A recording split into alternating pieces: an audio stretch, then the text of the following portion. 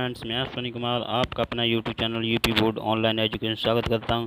Students, आज हम English pros का चैप्टर 3 पढ़ने जा रहे हैं, जिसमें आज हम होम कमिंग नामक चैप्टर देख रहे हैं। इसमें आज हम सबसे पहले यानी पैसेज देखेंगे, उसके बाद रेफरेंस, कॉन्टेक्स्ट, एक्सप्लेनेशन उसी में देखना है तथा हिंदी में इसकी मैं व्याख्या करूँगा और इसके मोस्ट इम्पोर्टेंट क्वेश्चन जो इससे बन सकते हैं वो कराऊँगा। यानी होम कमिंग के राइटर कौन है? R.N. टैगोर, यानी कि रविन्द्रनाथ टैगोर इसके राइटर हैं। इससे पहले जो स्टूडेंट इस चैनल पर नए हैं, इस चैनल को सब्सक्राइब कर लें तथा अपने फ्रेंड्स और रिलेटिव्स को भी ज़्यादा से ज़्यादा शेयर करें ताकि यूपी बोर्ड परीक्षाओं सभी के अच्छे अंक आ सकें। चलिए हम स्टार्ट करते हैं। फटिक चक्रवर्ती परिचय, यानी कि फटिक चक्रवर्ती कौन था इसे देखते हैं हम सबसे पहले। यानी कि फटिक चक्रवर्ती 14 वर्षीय एक लड़का था, 14 साल का एक लड़का था। वह बंगाल के एक गांव में रहता था। ये पैसेज को आप अच्छे से हिंदी में समझ लीजिए, उसके बाद मैं इसका रेफरेंस, कॉन्टेक्स्ट, एक्सप्लेनेशन कराऊंगा और तथा उसका भी हिंदी में बताता चलूँगा और क्वेश्चन आंसर भी हिंदी में बताऊंगा। इस तरीके से एक दो बार इस वीडियो को देख लेना और इसे नोट डाउन कर लेना कॉपी पे, अच्छे से आपके याद हो जाएगा ये। चलिए हम आगे देखते हैं। इसमें उसके परिवार में एक माँ थी। किसके परिवार में? फटिक चक्रवर्ती के परिवार में। और माखन नाम का एक छोटा भाई था। फटिक का एक छोटा भाई था माखन, ठीक है। पिता कुछ समय पहले ही गुजर गए थे। उसे शिक्षा का कोई अवसर नहीं मिला और न ही वह पढ़ाई में रुचि रखता था। वह गांव में शैतान लड़कों का मुखिया बन गया था। ये क्वेश्चन यहीं से बन जाता, ठीक है। वह क्या था? शैतान लड़के जो भी थे उनका मुखिया था। इससे क्वेश्चन बन जाएगा कौन रिंग लीडर था, तो फटिक चक्रवर्ती एक मुखिया था उनका। उसकी माँ उसके क्रियाकलापों पर बहुत दुखी रहती थी। अक्सर उसका अपने भाई के साथ झगड़ा हो जाता था और फिर उसे अपनी माँ के क्रोध का सामना करना पड़ता था। माँ की दृष्टि में माखन एक अच्छा लड़का माना जाता था, यानी कि जो छोटा था उसका, तो वो क्या माना जाता है कि अच्छा माना जाता था। क्योंकि जो फटिक शोर करेगा, ज़्यादा उद्यम करेगा तो वो तो बेकार हो ही जाएगा वैसे ही। विशंबर, यानी कि विशंबर कौन था? अब हम इसे देखते हैं। विशंबर कौन था? फटिक का एक मामा था, उसका नाम क्या था? विशंबर था। उस अपनी बहन के विवाह के ठीक बाद विशंबर मुंबई के लिए चला गया था। यानी कि विशंबर कहाँ रहने लग गया? मुंबई में रहने लग गया। उसने वहाँ पर एक व्यापार शुरू कर लिया था और कई वर्षों तक वह वहीं रहा। अब वह कोलकाता वापस आ गया था। उसे अपनी बहन से मिलने की इच्छा हुई, इसलिए वह इस गांव में चला आया। उसने फटिक को अपने साथ कोलकाता ले जाने का प्रस्ताव दिया। वह वहाँ उसकी पढ़ाई करवाएगा, यानी कि उसने कहा था कि वह वहाँ पर उसकी पढ़ाई करवाएगा। इस बात के लिए फटिक की माँ तैयार थी और फटिक भी खुशी खुशी अपने मामा के साथ जाने को राजी हो गया था, ठीक है।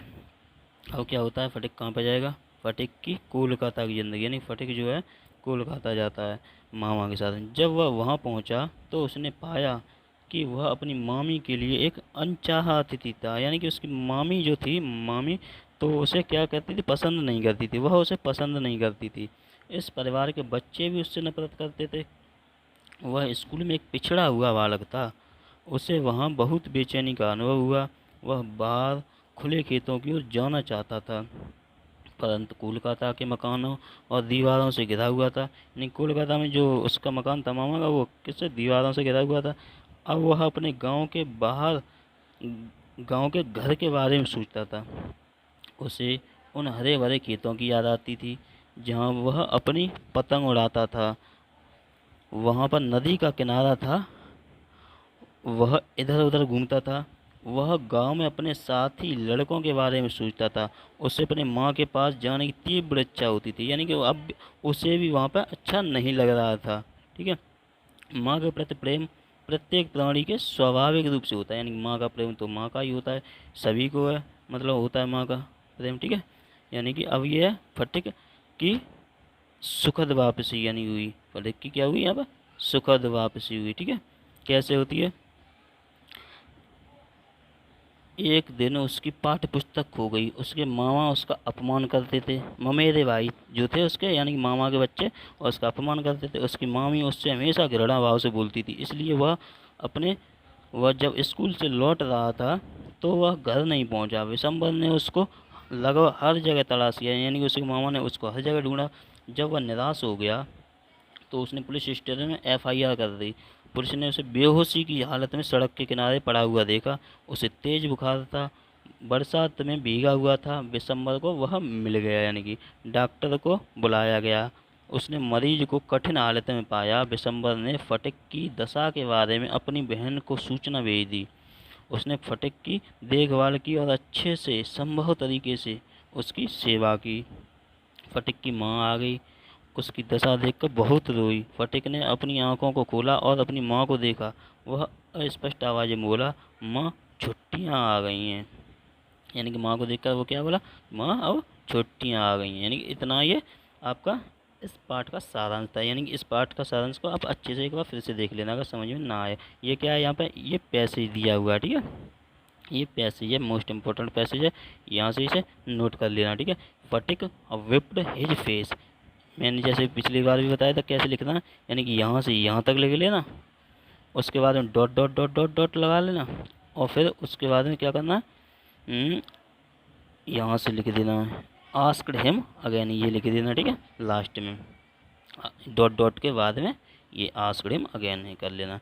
और रेफरेंस में आपको बता ही चुका हूँ कैसे लिखा जाता है। सबसे पहले हेडिंग डालनी है रेफरेंस, उसमें लिखना these line have been taken from the lesson. कौन से लेसन से ली गई है ये लाइन है, होम कमिंग, यानी कि होम कमिंग से ली गई है। इसके जो राइटर हैं वो किसने लिखी है, R N टैगोर, यानी कि रविन्द्रनाथ टैगोर ने लिखी है। यहाँ तक ये आपका रेफरेंस हो गया, ठीक है। अब यहाँ पे हेडिंग डालनी है कॉन्टेक्स्ट, कॉन्टेक्स्ट हेडिंग डालनी है। अब यहाँ से देखना है the mischievous activity as going on at the river bank by the boy, यानी कि जो लड़के थे नदी के किनारे पर लड़कों द्वारा शरारतें की जा रही हैं। Meanwhile an unknown man of grey hair appears on the scene, यानी उसी दौरान सफ़ेद बालों का एक अनजान व्यक्ति जो है वहाँ पर आ जाता है, ठीक है, दिखाई देता है। अब एक्सप्लेनेशन देखना है आपको। यहाँ से एक्सप्लेनेशन क्या है, यहाँ से ये हेडिंग डालनी है। उसके बाद Phatik why the leader of the band, यानी फटिक क्या था, टोली का नायक है। ये क्वेश्चन यहाँ से बन सकता है कि टोली का नायक कौन था, फटिक, ठीक है। फटिक यहाँ से टोली का नायक। He cleaned his face with water and set down on a boat at the river bank, यानी कि वो उसने क्या किया, अब पानी से अपना मुंह धोया और नदी के किनारे स्थित एक नाव में जाकर बैठ गया, ठीक है। He had a piece of grass in his mouth, यानी कि उसके मुंह में क्या था, एक घास का तिनका था।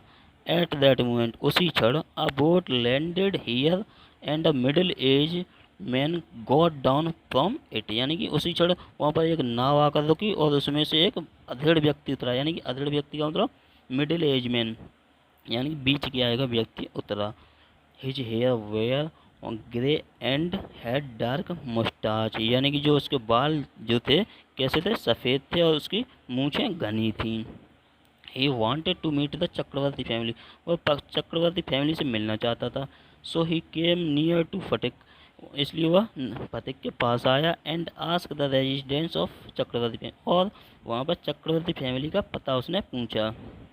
इन फैक्ट, वास्तव में he was brother of Phatik's mother, यानी कि वो वास्तव में कौन था, फटिक की माँ का भाई था। And this fact was not known to Phatik, और यह तथ्य उसे फटिक को पता नहीं था कि वह उसका मामा है। So Phatik did not give proper reply and continued chewing the grass, इसलिए फटिक ने कोई रिप्लाई नहीं दिया उसे, यानी कि सही उत्तर नहीं दिया, और घास को चबाना जारी रखा, उसने घास चबाता रहा।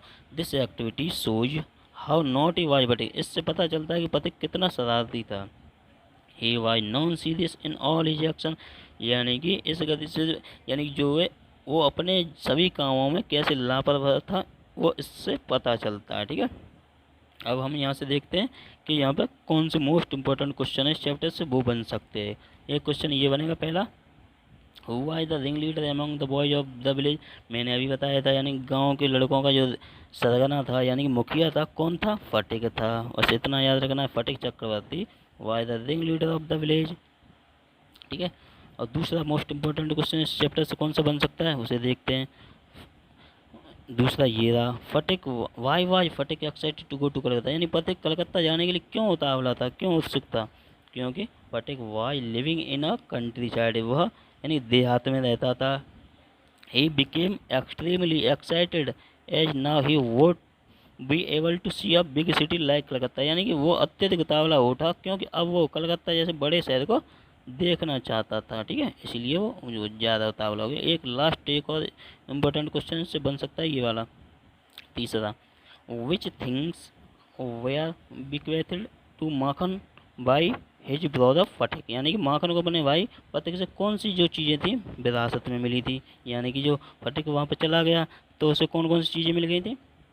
फटिक was much excited to Calcutta, यानी फटिक कलकत्ता जाने के लिए काफ़ी उतावला था। He bequeathed to his mother brother Makhan his finishing rod, यानी फिशिंग रॉड मिली गई उसे। माखन को क्या क्या मिली, फिशिंग रॉड यानी मछली पकड़ने का जो कांटा होता है वो मिल गया उसे। हिज बिग काइट, और उसकी बड़ी पतंग मिल गई। एंड हिज मार्बल, और जो उसके कंचे थे वो मिल गए। ठीक है, इंडीड वास्तव में, यानी कि at the time of departure his generosity, यानी कि जो वास्तव में जो वहाँ से वो जेनरसिटी मतलब उस क्षण में माखन के लिए उसकी उदारता सीमातीत थी, यानी कि बाउंडलेस थी, यानी कि वो बहुत ही ज़्यादा सीमातीत, यानी कि सीमा बाउंडलेस, यानी कि सीमा से परे था, यानी कि उसके लिए। ठीक है, ये थे इसके मोस्ट इम्पोर्टेंट क्वेश्चन। अगर इस वीडियो को आपको अगर पसंद आई हो तो इसे लाइक करें तथा सब्सक्राइब करें इस चैनल को, अगर नए हो तो इस चैनल पर अपने फ्रेंड्स को भी ज़्यादा से ज़्यादा शेयर करें तथा सभी के मोबाइल से इस चैनल को जरूर सब्सक्राइब करें, क्योंकि मैं आपके लिए इतनी शानदार वीडियो जब बना के लेके आ रहा हूँ, इतनी मेहनत करके PDF भी दे रहा हूँ, तो आपका ये दायित्व बनता है कि आपको इस चैनल को ज़्यादा से ज़्यादा सब्सक्राइब करवाएं। अगर पसंद, जैसे अगर कुछ समझ में ना आया हो तो इसमें कमेंट में टाइप कर दें, मैं इसका आंसर दे दूँगा। इसका PDF का लिंक मैं दे ही देता हूँ आपको डिस्क्रिप्शन में, वहाँ से आप डाउनलोड कर सकते हैं। Thank you friends and have a nice day.